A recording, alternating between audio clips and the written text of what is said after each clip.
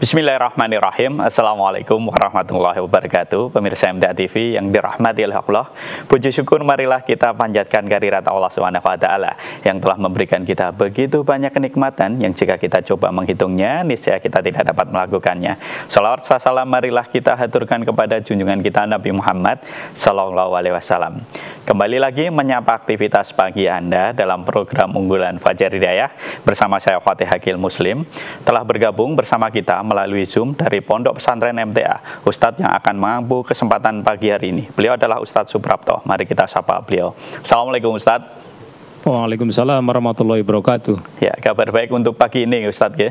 Alhamdulillah sehat. Ya, semoga baik. Ustadz selalu diberikan kesehatan oleh Allah. Amin. Ya, pelajaran kita pagi ini Ustadz, kita membahas tema tentang apa Ustadz? Baik, insya Allah kita akan bahas terkait dengan tetap menjaga silaturahim walaupun kemudian disakiti. Ya, baik Ustadz. Pemirsa MTA TV yang dirahmati oleh Allah, kami mengundang Anda sekalian untuk bergabung bersama kami melalui line telepon di 02716793000 atau Anda dapat mengirimkan pertanyaan tertulis Anda melalui line SMS atau WA di 08112553000. Namun sebelumnya, siapkan catatan dan mushaf Anda, mari kita simak tausiah dari Ustadz Suprapto. Silakan Ustadz. Baik, bismillahirrahmanirrahim. Assalamualaikum warahmatullahi wabarakatuh. Alhamdulillahirabbil alamin, asyhadu an la ilaha illallah wa asyhadu anna Muhammadan abduhu rasuluh. Allahumma shalli ala Muhammad wa ala alihi wa ashabihi ajma'in, amma ba'd. Faqala ta'ala auzubillahi minasyaitonir rajim. Bismillahirrahmanirrahim. Ya ayyuhallazina amanu taqullaha haqqa tuqatih wa la tamutunna illa wa antum muslimun. Wa qala wa la tastawil hasanatu wa la sayyi'ah idfa' billati hi ahsan fa idzal ladzi bainaka wa bainahu adawatun ka'annahu waliyyun hamim. Bapak dan Ibu yang hormati, kita bersyukur kepada Allah di pagi hari ini. Allah memberikan kenikmatan yang luar biasa. Kita bangun tidur masih tetap mampu untuk tetap berdoa, alhamdulillahilladzi ahyana ba'da ma amatana wa ilaihi nusur. Artinya kita tetap dalam kondisi iman bahwa Allah lah yang kemudian menghidupkan kita kembali setelah mati suri kita sebut mati suri dalam tidur kita. Sehingga harapan yang ada tentu kita bisa lebih baik lagi, menambah lagi hal-hal yang tentu itu akan menjadi bekal-bekal kita, dan bekal-bekal yang terbaik inilah kemudian kita sebut dalam bentuk ketakwaan kita kepada Allah. Dan salat serta salam tentu senantiasa tercurah kepada junjungan kita, qudwah kita, uswah hasanah kita, Nabi Muhammad sallallahu alaihi wasallam. Yang berikutnya tentu di pagi hari ini kita coba untuk saling mengingatkan, saling belajar bersama kembali dengan apa-apa yang sudah tersampaikan kepada kita semuanya dari ustadz-ustadz kita. Dan ada satu hal yang memang senantiasa di perjalanan kehidupan kita, muamalah kita dengan sesama ya, baik dengan keluarga inti maupun keluarga yang agak jauh, bahkan di sekitar tetangga-tetangga kita dan saudara kita secara umum sebagai sesama kaum muslimin. Misalnya, tentu tidak bisa semua mesti akan berjalan dengan sebagaimana kita harapkan. Artinya ketika kita melakukan sesuatu kebaikan-kebaikan, kadang balasan yang sampai ke kita itu tidak sebagaimana yang kita harapkan, atau mungkin bukan sebenarnya kita harapkan, tapi tentu sesuatu yang sama, yang seimbang. Kalau saya berbuat baik, harapannya juga ada timbal balik yang baik kepada kami sehingga atau kepada kita, sehingga bisa ada satu korelasi hubungan yang saling menjaga ya, menjaga, saling bisa menghormati, saling bisa toleran ya. Oleh karena itu di ayat yang tadi kami sampaikan di surat Fussilat ayat 34, di sana disebutkan bahwa wala tastawil hasanatu wala sayyi'ah. Tidaklah sama kebaikan dan kejahatan. Idfa' billati hi ahsan. Tolaklah kejahatan itu dengan cara yang lebih baik, cara yang lebih santun. Fa idzal ladzi bainaka wa bainahu adawatun ka'annahu waliyyun hamim. Maka ketika kita melakukan satu hal yang bertolak belakang, kita berbuat baik, mereka berbuat yang tidak baik, tetapi tetap kita berbuat baik ini, maka tiba-tiba orang-orang yang diantara kalian ya ada permusuhan, itu seolah menjadi teman yang sangat setia gitu. Maka kalau ayat yang besar ini, yang dalam konteks interaksi dengan yang lebih luas, maka kita coba ke yang lebih sempit. artinya lebih kasuistik ya. Kami baca misalnya ada hadis yang diriwayatkan di sini oleh Muslim di kitab Al-Bir ya dan Silah.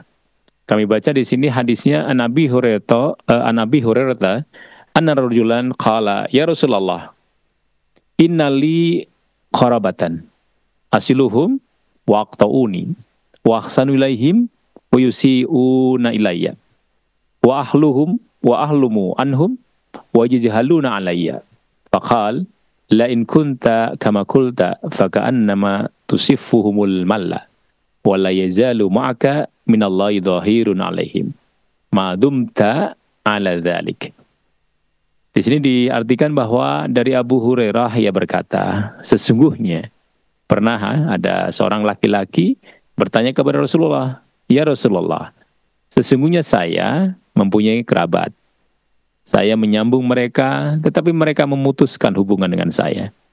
Saya berbuat baik kepada mereka, mereka tetap berbuat buruk kepada saya. Dan saya berbuat santun kepada mereka, tetapi mereka tetap berbuat bodoh kepada saya atau menjahilin saya."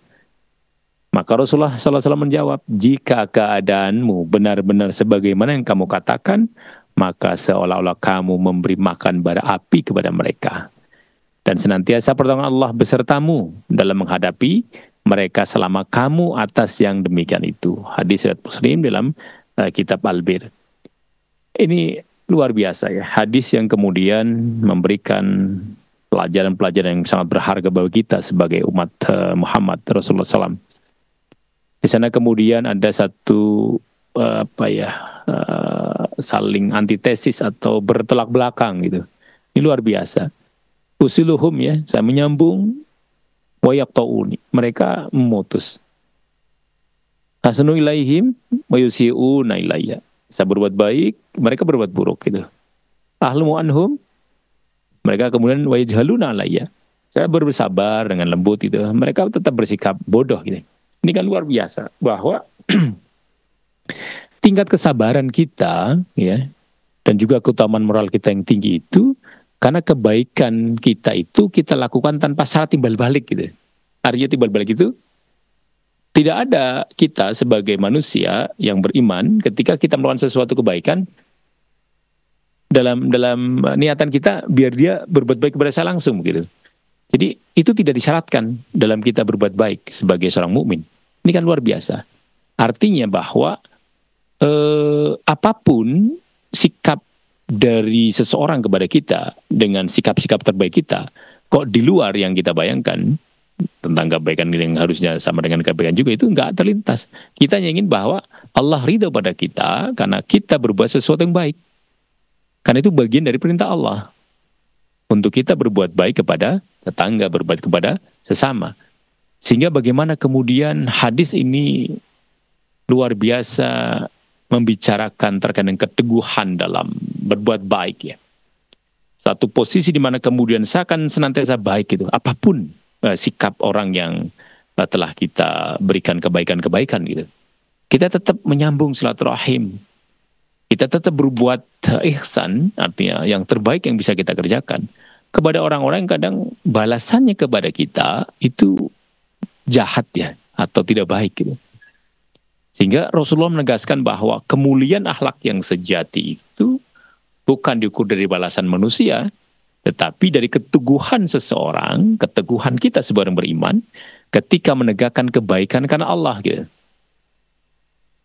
Karena kalau misalnya kita lihat ya di ayat misalnya, jika kita melakukan sesuatu yang sifatnya adalah menyambung silaturahim, itu kan bentuk perintah dari Allah gitu. Oleh karena itu, kalau kita melihat di beberapa poin ya yang bisa kita ambil dari hadis tadi, bahwa ujian dalam kekerabatan ya itu sebagai sunatullah gitu. Kekerabatan berarti ketika kita berinteraksi dengan kerabat kita, keluarga kita, ataupun mungkin tetangga kita atau saudara muslim kita, hubungan yang kemudian kadang tidak baik-baik saja. Artinya ketika kita berbuat baik kemudian yang balasan kepada kita tidak baik itu hal yang wajar gitu. Karena tidak semua yang kita harapkan itu juga akan sama dengan yang yang terjadi itu. Jadi keluarga itu atau masyarakat kita, tetangga kita itu tentu tidak akan senantiasa membalas kebaikan dengan kebaikan kita gitu. Kadang justru datang ketidakbaikan ini dari orang-orang terdekat kita. Orang yang kemudian bayangan kita harusnya mendukung, tapi kemudian malah mencela. Mungkin karena ya perbedaan pemahaman misalnya, atau hal lain yang sifatnya karena mungkin iri dan sebagainya. Tetapi kita harus paham bahwa kalau ini sebagai sebuah sunatullah, maka silaturahim yang sejati itu bukan karena timbal balik duniawi. Sehingga Rasulullah mengajarkan menyambung hubungan walaupun diputus, tetapi kita senantiasa harus berbuat baik, tetap harus menyambung walaupun disakiti. Inilah kemudian silaturahim yang hakiki. Kita menyambung senantiasa, kan itu perintah ya. Artinya ketika kita melakukan satu perintah Allah, ya perintah Rasul, apapun kemudian yang feedback atau memberikan balasan kepada kita di luar, semestinya itu kita tidak merasa kemudian memutus gitu, tetapi tetap dalam kesabaran untuk menjadikan kita secara moral seorang mukmin itu kuat gitu. Karena yang kita harapkan bukan balasan manusia, timbal balik manusia gitu. Tapi Allah ridho pada kita manakala kita sebagai seorang mukmin senantiasa menjaga hubungan kekerabatan kepada saudara-saudara kita, kepada keluarga kita gitu. Sehingga kalau sampai posisi kita sudah berbuat baik, dia malah berbuat jahat, saya sudah menyambung, dia mutus, saya sudah lemah lembut, dia malah ya jahilin kita gitu. Itu Rasul sampai mengatakan bahwa kalau betul yang kamu katakan gitu ya, kamu sudah berbuat baiklah secara umum, mereka kok senantiasa memberikan jawabannya dengan perilaku-perilaku yang tidak baik, maka seakan-akan kamu telah memberi mereka bara api itu. Sehingga kan luar biasa. Artinya orang yang terus-menerus berbuat buruk ya, itu akan terbakar gitu, akan senantiasa panas, akan senantiasa nggak nyaman dengan dosanya sendiri. Sementara kita yang sabar, itu akan semakin ditingkatkan derajat kita, ditinggikan derajat kita. Kenapa? Karena pertolongan Allah itu dijamin ya, dijamin bagi orang yang istiqomah dalam kebaikan. Maka selama seseorang, kita semuanya insya Allah ini tetap dalam akhlak yang baik, Allah akan bersama kita dan menolong kita. Meskipun manusia menjauh gitu. Kita bisa merasakan lah ya ketika banyak, terutama di kita, internal kita, di majelis kita, ketika kita coba bermuamalah dengan lingkungan yang mungkin masih baru ya, apalagi ya, ketika kita datang dengan dakwah kita, kadang sebagian karena ketidaktahuannya atau mungkin memang sudah tidak suka dulu misalnya, itu kan kemudian menolak misalnya. Tetapi kita tetap bersabar, kita menunjukkan bahwa kita tidak ingin memaksa mereka, kita menyampaikan saja pesan-pesan dari agama gitu. Maka Allah betul-betul memberikan pertolongan luar biasa. Semakin tumbuh kembang, semakin paham di masyarakat sekitar di mana kita awal datang ke situ, sehingga menjadi satu komunitas yang kemudian pengen ngaji Quran Sunnah ini, gitu. Sehingga tetap posisi kita harus memastikan bahwa yang kita kerjakan itu bukan karena ingin mengharapkan balasan manusia, gitu. Sehingga betul-betul hadis ini menanamkan konsep ihsan di dalam muamalah gitu. Bahwa orang silakan saja akan berbuat seperti apa. Tetapi kemudian kita yakin bahwa Allah melihat kita. Allah akan memberikan balasan kepada kita. Karena melakukan perbuatan-perbuatan atas dasar iman kita itu pada prinsipnya bagaimana memohon agar Allah ridho pada kita. Sehingga dakwah bil hal ya, melalui perbuatan yang lebih baik ya, memberikan satu gambaran kadang atau secara hal ya, secara perilaku kita itu kadang lebih kuat daripada dakwah bilisan gitu. Sehingga kesantunan kita dalam menghadapi kezaliman itu kan menjadi bukti. Bukti nyata bahwa akhlak Rasulullah sungguh luar biasa sehingga beliau memberikan pemahaman, memberikan pelajaran ini. Kenapa? Karena kalau kemudian di sini dikatakan misalnya di situ adalah wa'ah sanu ilaihim wa yusuun ilayya. Saya senantiasa berbuat baik, kan pakai mudhari. Saya senantiasa berbuat baik. Usiluhum, saya senantiasa menyambung gitu. Wahlumu anhum, saya senantiasa berbuat lembut kepada mereka. Tapi ya jahaluna gitu. Mereka senantiasa itu juga. Wayusiuna, mereka juga berbuat jelek juga gitu. Waktu uni, mereka juga memutus. Jadi ada satu proses yang ketika saya senantiasa berbuat baik, mereka juga senantiasa berbuat yang atau kebalikannya itu. Ini proses-proses yang kemudian bagaimana menunjukkan kesabaran kita dalam berbuat baik. Dalam konteks ini, bagaimana kita senantiasa ada di dalam hati kita ketika kita kesannya diputus hubungan oleh kerabat kita, atau kesannya kita senantiasa dicurangin terus gitu ya. Tetapi yakinlah bahwa kalau apapun yang kita kerjakan, kebaikan-kebaikan kita kepada mereka, kemudian balasannya tidak sesuai dengan yang mungkin ya dalam bayangan kita, itu tidak akan kita merasa jengah, tidak akan kita kemudian merasa putus asa, tetapi kemudian justru kita malah lebih sabar, lebih istiqomah dengan kebaikan ini. Karena kita idfa billatihi ahsan, balaslah hal-hal yang tidak baik itu dengan kebaikan yang lebih baik lagi. Karena kemudian kalau posisi kita senantiasa demikian, dan kalau memang hati kita tetap tulus ya, bersih dalam niatan kita, maka seakan-akan kita sumpelkan tuh pasir panas atau tanah ke mulut mereka gitu. Jadi ini kan satu hal yang luar biasa. Dan kita wala yazalu ma'aka minallahi dhahirun alaihim. Dan Allah senantiasa akan bersama kita, senantiasa membersamai orang-orang yang berbuat baik ini. Maka kalau kita sudah dibersamai dengan Allah, karena madum ta'ala dzalik, kita senantiasa idfa billatihi ahsan ini, maka sungguh luar biasa akhlak seorang muslim, seorang mukmin akan tampak ya secara hakiki manakala kita sudah bisa memposisikan apapun yang kita kerjakan dalam kebaikan ini bukan karena pengen ada balasan dari orang yang kita berbuat baik, tetapi kita hanya mengharapkan Allah ridho pada kita. Ini yang bisa kami sampaikan, mudah-mudahan bisa bermanfaat di sesi pertama ini. Ya, terima kasih Ustaz.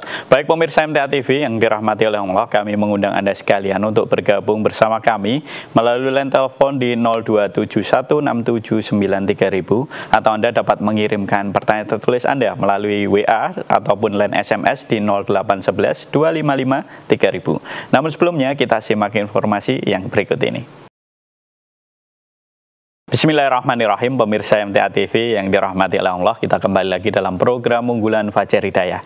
Kali ini bersama dengan Ustadz Suprapto. Kami mengundang pemirsa sekalian untuk bergabung bersama kami melalui line telepon di 02716793000, atau Anda dapat melakukan panggilan WA di 08112553000. Kita sapa pemirsa yang telah terhubung. Halo, assalamualaikum. Waalaikumsalam warahmatullahi wabarakatuh. Ya, dari siapa, di mana? Dari Pak Hadi ini di Palembang. Silahkan Pak Hadi. Assalamualaikum Ustaz. Waalaikumsalam warahmatullahi wabarakatuh, Pak Hadi. Mohon diulang tadi mengenai bara api. Yang jadi bara api itu yang memberi kebaikan atau yang membalas kejahatan, Ustaz? Tadi kurang dong aku ini. Mohon bertanya, terima kasih. Wassalamualaikum warahmatullahi wabarakatuh. Waalaikumsalam warahmatullahi wabarakatuh.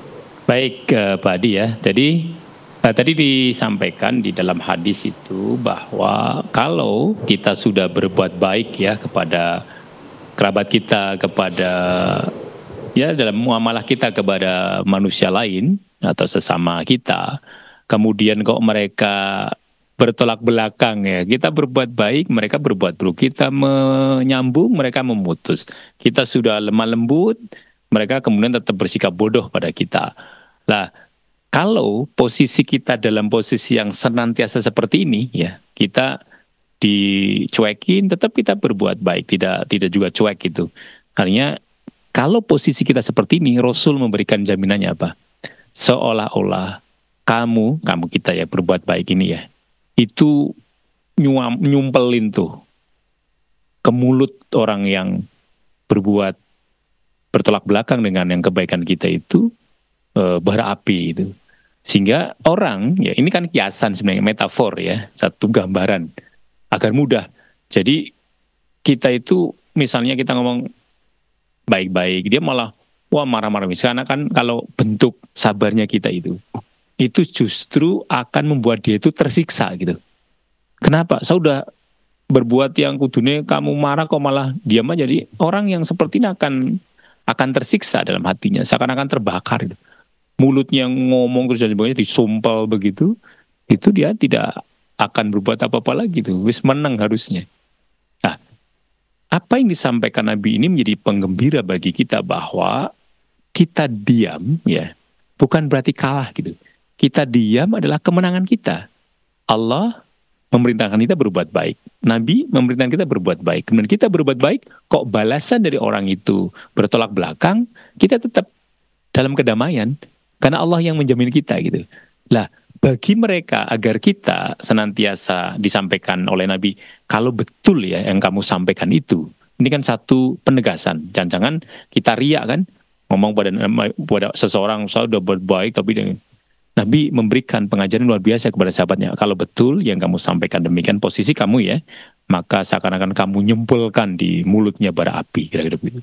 Sesuatu yang membuat dia nggak nyaman, sesuatu yang dia merasa tersiksa. Kenapa? Orang lain akan nggak jengah kan? Kita sudah dibuatin atau diperlakukan nggak baik, tapi kok ya masih sabar, masih tetap santun pada dia dan sebagainya gitu. Apalagi kemudian betul-betul Allah, selama kita senantiasa berbuat dalam kebaikan ini, walaupun balasannya tidak seperti yang kita harapkan dari manusia gitu ya, itu Allah senantiasa akan menolong kita, Allah akan senantiasa membersamai kita, hingga insya Allah semuanya dalam kebaikan. Sehingga kalau Pak Adi yang bertanya, yang menyumpelkan itu siapa? Kita digambarkan tapi seperti nyumpelkan bara api itu bara api itu gitu. Jadi itu bentuk bahwa orang yang melakukan hal-hal yang tidak pas tadi ya, itu luar biasa. Nabi memberikan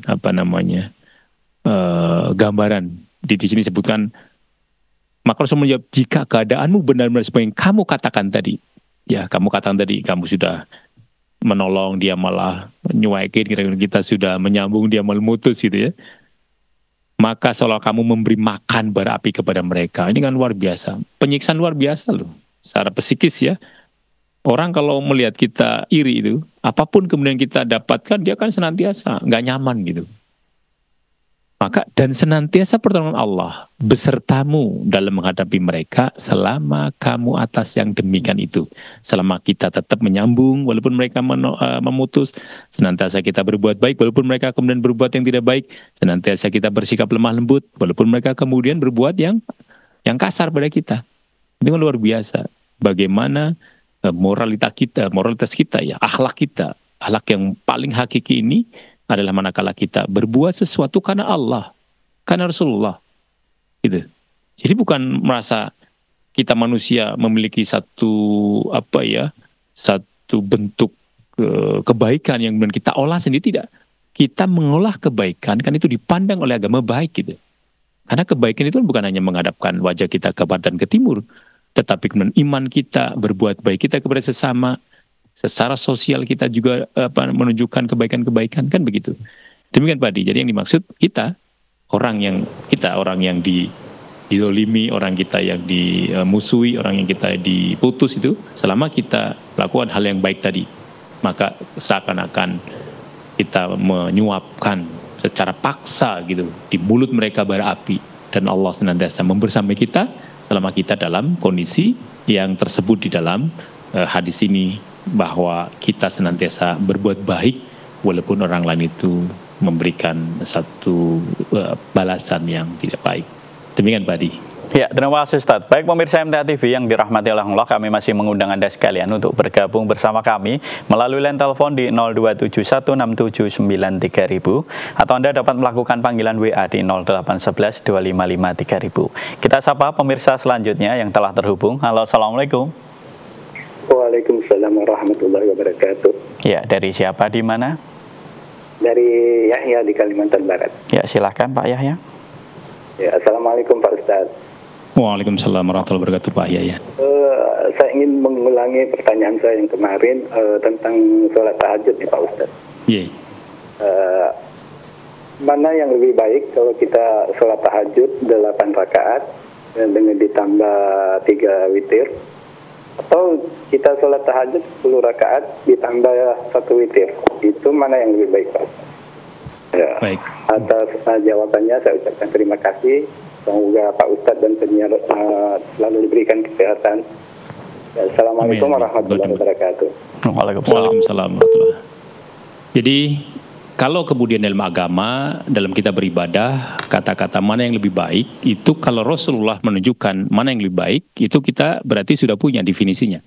Tetapi kemudian ketika Rasulullah memberikan satu amaliyah yang kemudian itu bisa kita pilih, itu maka semuanya baik. Kenapa semuanya baik? Karena sesuai dengan tuntunan. Artinya misalnya tadi, kita 11 rakaat yang sampai kepada kita bahwa sholat Rasulullah ya, yang mulainya itu masna-masna, kemudian di angka 11 ketika ada witir. Witir itu bisa 1 ya, 1, 3, bahkan 11 itu bisa jadi witir gitu. Ganjil kan? Maka semuanya bisa dikerjakan dan insya Allah ketika itu adalah bagian dari yang sudah sampai kepada kita dalil-dalilnya, itu baik untuk kita. Kita bisa 2, 4 kali, kemudian 3, ya 11. Kita bisa 2, 5 kali, baru 1 kali untuk witir. Bisa saja, silakan saja.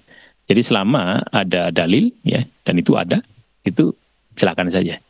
Cuman yang masyhur biasanya, witir 3 rakaat misalnya. Kita witir 1 rakaat juga nggak mengapa. Ketika misalnya kita sudah sangat lelah ya, kerja kemudian sampai jam 11 malam, kita sebelum tidur, witir 1 rakaat misalnya, boleh saja. Nanti setelah bangun jam 3:30 misalnya, bisa tambah hanya 2 misalnya, atau 4 misalnya, insya Allah itu baik. Jadi selama ada tuntunannya, maka baik. Demikian.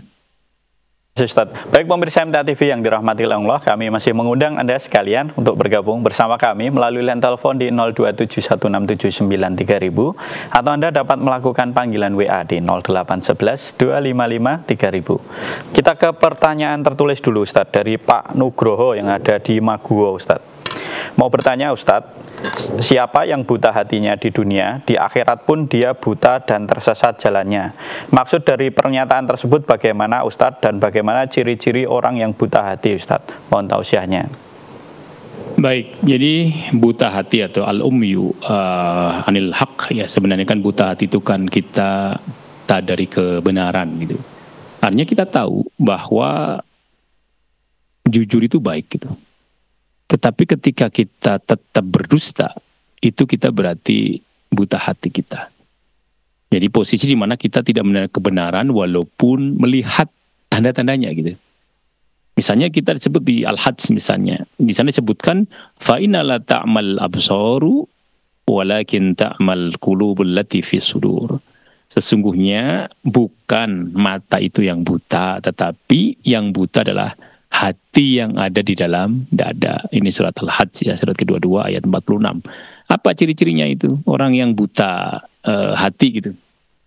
Tidak mau mendengar nasihat. Orang yang senantiasa ngeyel, orang yang senantiasa merasa dia sudah bisa, sudah lebih paham, sudah lebih tahu nas misalnya. Tetapi ketika dia melakukan kesalahan kemudian kita tegur misalnya, itu tetap ngeyel gitu. Itu termasuk tanda-tanda menuju buta hati, tidak mau mendengar nasihat. Padahal kalau kita bicara nasihat, ya Quran Sunnah gitu. Ini ada ayatnya demikian, ini ada hadisnya demikian. Kalau kok kita malah ngeyel dengan nafsu kita, itu udah tanda-tanda kita akan buta hati kita, tidak bisa melihat kebenaran gitu. Yang kedua, kita menolak ya, menolak apa? Menolak kebenaran setelah jelas dalilnya. Kita kadang tadi isinkah atau ya karena nafsu ya. Jadi kita kalau diberikan nasihat oleh saudara kita, dibacakan, coba dilihat ayatnya demikian terkait dengan kita nggak boleh untuk saling menggunjing misalnya. Kita menggunjing teman kita ngerasani teman kita, itu seperti memakan bangkai saudara kita sendiri. Malah tetap ya itu memang demikian dan sebagainya, menolak ya kebenaran setelah jelas dalilnya. Yang ketiga, kita bisa mengatakan bahwa kalau orang yang buta hati itu sudah terhijab, tertutup oleh hawa nafsu dan kesombongan gitu. Kita bisa tahu misalnya di surat Toha ya, ayat 124 sampai 125, di sana sangat jelas. Sehingga orang yang kemudian buta hati di dunia dan di akhirat dia akan dibangkitkan dalam keadaan buta juga gitu. Oleh karena itu, kalau tadi ditanyakan bagaimana ciri-cirinya orang yang buta hati, pada prinsipnya orang yang menolak kebenaran. Setelah jelas kebenaran itu, dia menolak. Setelah dia tahu bahwa nasihat itu nasihat agama, dia juga menolak. Dia juga menolak kebenaran ketika sudah jelas dalilnya. Karena semuanya terhijab atau tertutup hawa nafsu dan kesombongan. Itu yang akan membuat bagaimana hati kita menjadi buta. Demikian. Ya, terima kasih Ustadz. Kami masih mengundang pemirsa sekalian untuk bergabung bersama kami melalui line telepon di 02716793000. Kita sapa pemirsa yang telah terhubung. Halo, Assalamualaikum. Waalaikumsalam warahmatullahi wabarakatuh. Ya, dari siapa di mana? Halo. Ya, silakan. Dari Bapak siapa di mana? Dari Bapak Subono di Ngawi, Ustaz. Ya, silakan Bapak. Assalamualaikum warahmatullahi wabarakatuh.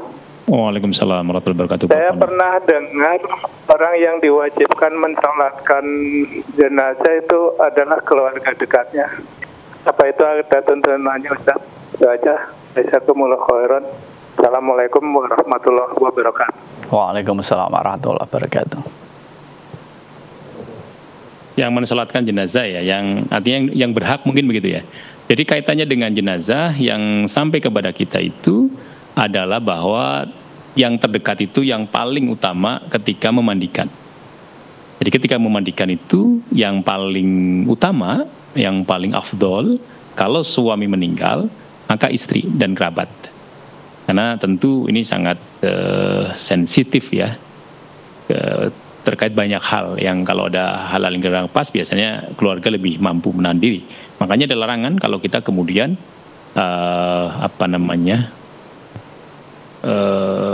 memandikan kemudian ada sesuatu yang nggak pas kemudian kita ngomongkan itu nggak pas. Tetapi terkait dengan mensolatkan semuanya punya hak yang sama. Artinya bahwa hak orang yang meninggal atau kewajiban kita sebagai orang hidup ketika sudah memandikan, mengkafani, mensolatkan dan nanti mengkuburkan itu tidak ada penjelasan yang sareh bahwa yang mensolatkan berarti keluarga dekat misalnya. Beda dengan kemudian kalau kita mengimami misalnya sah-sah saja silakan aja. Jadi siapapun kemudian ketika seorang keluarga dekat menjadi imam dan yang lain menjadi makmum itu sah saja. Cuma tidak mengurangi syarat kita sebagai orang yang saudara yang masih hidup kemudian mensolati orang yang sudah meninggal gitu. Ini yang kami sampaikan sehingga tidak ada nas yang sareh yang kemudian berhak atau lebih afdol mensolatkan jenazah adalah keluarga dekat. Tetapi kalau memandikan ya diutamakan keluarga yang dekat dulu. Demikian. Ya, kita sapa lagi pemirsa yang telah terhubung melalui line telepon. Halo, Assalamualaikum. Ya, halo, Assalamualaikum. Waalaikumsalam warahmatullahi wabarakatuh. Ya, dari siapa di mana? Ini dari Wonosobo. Ya, silakan Ibu. Ya, terima kasih. Assalamualaikum warahmatullahi wabarakatuh, Ustaz. Waalaikumsalam warahmatullahi wabarakatuh. Ini dari Putih Wonosobo. Nanti. Iya, terima kasih. Assalamualaikum warahmatullahi wabarakatuh, Ustaz.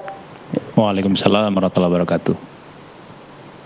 Begini yang ingin saya tanyakan, maaf ini menyambung pertanyaan dari Kamis kemarin.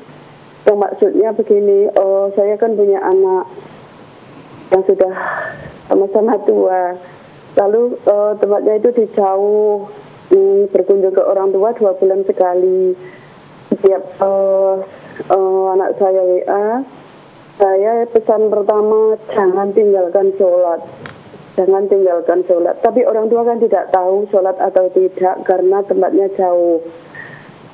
Yang saya tanyakan begini, jadi orang tua itu di hadapan Allah masih berdosa atau tidak? Misal sudah suruh sholat tapi anak tidak mengerjakan sholat. Itu Pak Ustadz yang saya tanyakan. Terima kasih. Wassalamualaikum warahmatullahi wabarakatuh. Waalaikumsalam warahmatullahi wabarakatuh. Baik, jadi Ibu kalau misalnya kita sudah memiliki keluarga atau putra-putra kita yang sudah dewasa ya, sudah besar gitu. Memang wa'mur ahlaka bisolat wastabir 'alaiha itu adalah perintah Allah. Jadi tetaplah menyuruh anak-anak kalian itu untuk senantiasa mengerjakan, menegakkan sholat dan bersabarlah dalam kondisi itu. Artinya senantiasa kita harus betul-betul mengingatkan gitu. Di Toha 132 ya. Jadi wa'mur ahlaka bisolah wastabir 'alaiha. Ini kan dalil yang sangat jelas, maka yang ibu lakukan dengan WA, karena sekarang kan posisi sudah sangat mudah ya, dengan WA pun sangat cepat, bahkan dengan video call gitu. Apalagi itu anak-anak kita nggak boleh pakai WA gitu. Sehingga ayat ini tidak dibatasi atau membatasi usia gitu. Artinya selama orang tua masih hidup, tanggung jawab secara agama kita terhadap anak itu tetap ada gitu. Sehingga pesan singkat misalnya jangan tinggalkan sholat, ini termasuk bagian dari dakwah di kita keluarga gitu, yang sangat dicintai oleh Allah. Bahkan kalau kita memiliki WA grup di keluarga misalnya, kita posting di WA grup keluarga itu, tetap jaga sholatnya. Nah, itu bagian yang luar biasa. Karena apa? Karena senantiasa kita sebagai orang tua memiliki rasa jangan sampai keluarga kita wastabir kan begitu kan. Tadi misalnya pertanyaannya lah, jangan-jangan tidak sholat gitu. Jangankan yang jauh ya, anak kita yang dekat saja, yang usia mungkin masih SMP, kadang SMA itu kan dari awal kita minta untuk sholat sampai kadang setengah waktu sudah berlalu, kadang belum beranjak gitu. Besok kadang kita tanya nanti dulu sebentar lagi. Nah kita harus senantiasa sabar gitu, sabar untuk senantiasa mengingatkan. Itu perintah Allah gitu. Maka apa yang sudah Ibu lakukan sudah luar biasa, karena orang yang kemudian bersabar dalam mendidik anak, menjalankan amalan kita sebagai amanah untuk mendidik ya, tarbiyah kita itu sudah luar biasa. Sehingga jangan sampai kemudian kita itu termasuk orang yang jauh keluarga kita jauh besok ketika kita di akhirat. Maka kita bisa dilihat misalnya di surat Tur ya, ayat 21 atau surat ke-51 ayat 21 itu. Dan orang yang beriman yang diikuti oleh keturunannya dalam keimanan, kami hubungkan keluarga mereka dengan mereka di surga gitu. Walladzina amanu wattaba'ahum dzurriyyatuhum biimanil alhaqna bihim dzurriyyatahum.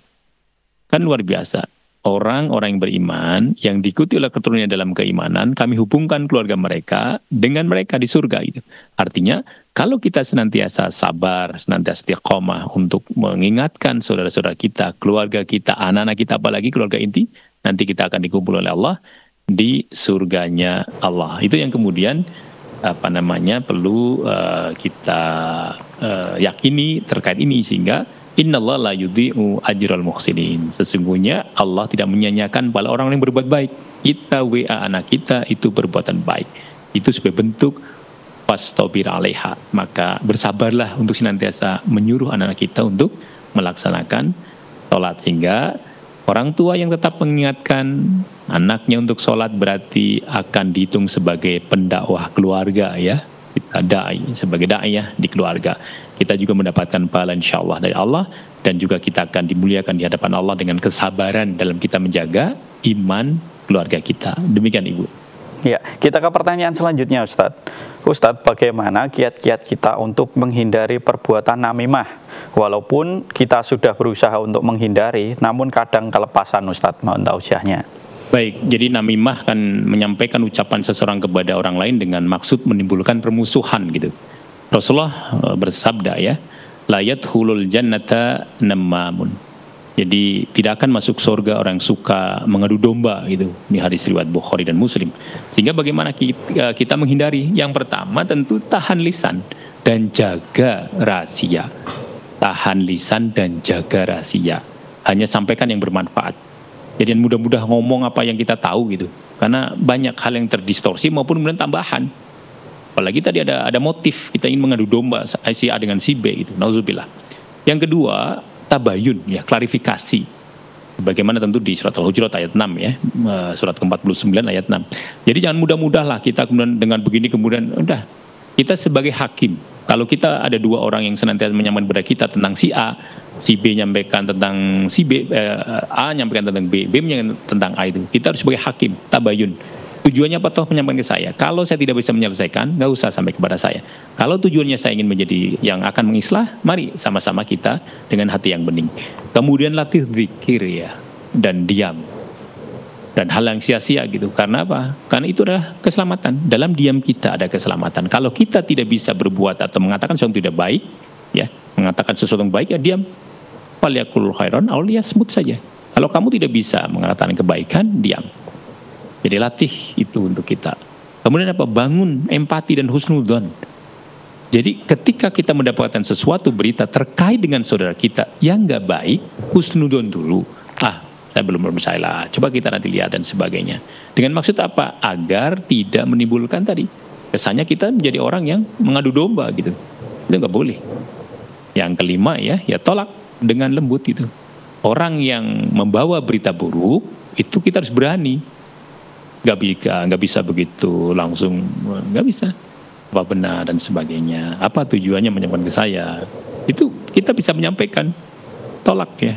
Sesuatu yang kemudian kesannya ada motif yang tidak baik kepada saudara kita yang lain, kita bisa menyampaikan itu. Sehingga ada 5 paling tidak yang bisa kami sampaikan, tahan lisan dan jaga rahasia, tabayun atau klarifikasi, latih zikir kita dengan diam juga, untuk tidak mudah ngomong gitu yang sia-sia.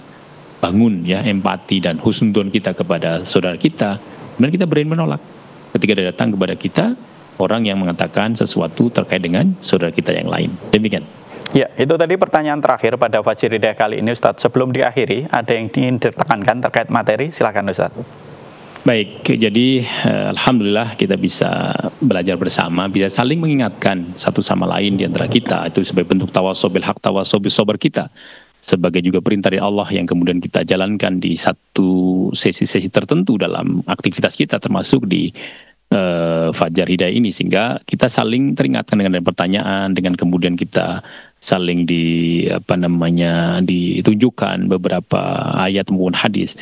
Dan dalam kesempatan ini kami mengingatkan betul apa yang kami tadi sampaikan di awal, bahwa terkait dengan membangun silaturahim kita, membangun mahabbah kita kepada saudara kita yang lain, itu tentu kadang ya, bukan ya kadang dan juga sering terjadi, itu mendapatkan respon yang kurang baik. Sehingga ketika respon kurang baik itu sampai kepada kita, yakinlah dengan hadis ini.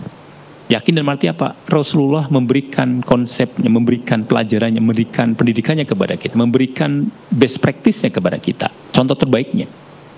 Kalau kita sudah berbuat baik, mereka kemudian berbuat buruk, kita sudah menyambung, mereka memutuskan, kita sudah lemah lembut, mereka malah kemudian menjalin kita, tetap dalam posisi baik.